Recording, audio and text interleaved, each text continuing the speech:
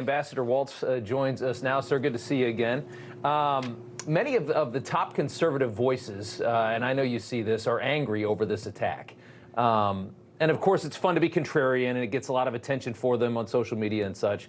But I view it, though, as it's sort of undeniable that this was probably an optimal moment to end a regime that has very dark intentions before it's too late. This is an ideology, as we know, that inspires suicide bombings.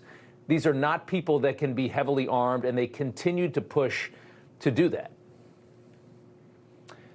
Yeah, you know, it's interesting, and a lot of the hand-wringing out there, because President Trump has been absolutely consistent in all three of his campaigns. He was crystal clear. This genocidal, ideological regime run by Islamic religious clerics cannot and will not ever have a nuclear weapon. He was consistent in his first campaign, his second campaign, his third campaign. A key part of his first term was withdrawing from Obama's horrible Iran deal.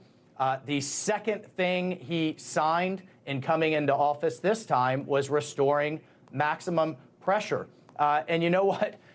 You know what the American people voted for from my perspective, 77 million of them for President Trump, was a president that doesn't accept bad deals on behalf of the American people, and a president that actually stands for his red lines and stands by his word. President Trump has done all of those things. It's been consistent with everything he has said since he entered into politics.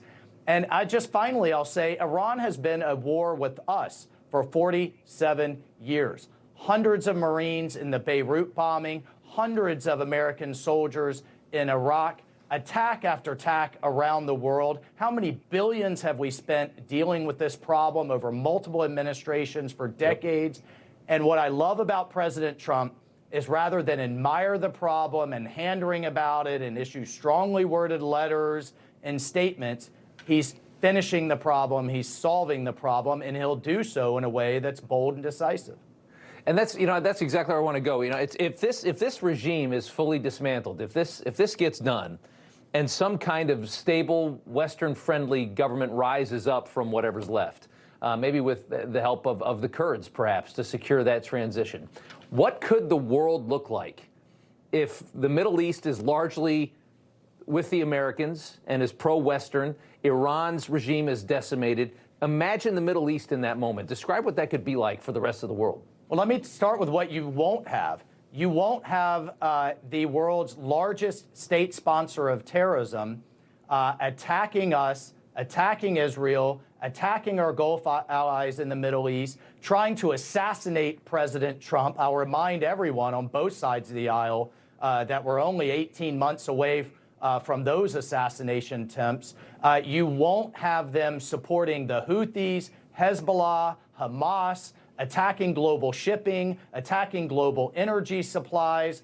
And what we will be able to do is shift some of those assets to deal with the greatest threat that this country has ever faced in the Chinese Communist Party.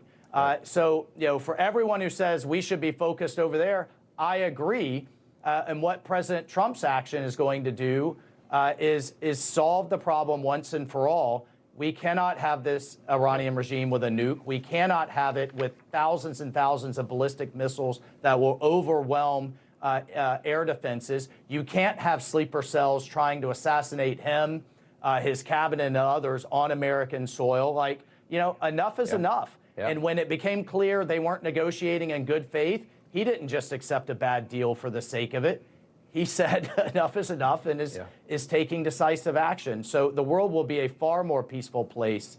You have a president that puts diplomacy first, and you have a president that is going to do what's necessary to achieve stability and peace for the American people. And perhaps a world that doesn't require so many American military bases throughout the Middle East and so much of a footprint for us. I mean, think of as all a former veteran upside that got sucked into those endless wars, heck yeah, and we should be supporting him 100%.